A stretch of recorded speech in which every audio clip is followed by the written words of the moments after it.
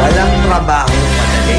Wala kang karapatang maliitin yung trabaho ng iba. Yung iba sasabihin, gwardiya lang naman yan, rider lang naman yan, construction worker lang naman yan, gasoline boy lang naman yan, fast food crew worker lang naman yan. Pucha, nagkaroon lang tayo ng maganda-gandang klase ng trabaho. Akala na natin kung sino na tayong entitled sa mundong to. Minamaliit natin yung mga taong mas mabababa yung sahod sa atin.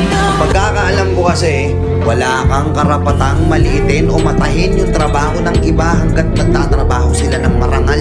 Walang trabahong madali. Lahat nagdadaan sa hirap. Lahat nagsasakripisyo. Kaya kung iniisip mong porket maganda-ganda yung trabaho mo't malaki-laki yung sinasahod mo, mamaliitin mo na yung mga trabaho ng mga taong nagtatrabaho na mas maliit yung sahod sa'yo. Mag-isip-isip ka. Baka bawiin sa'yo yan. Baka biglang bumaliktad yung mundo at sila naman yung umangat. Kahit anong trabaho mo,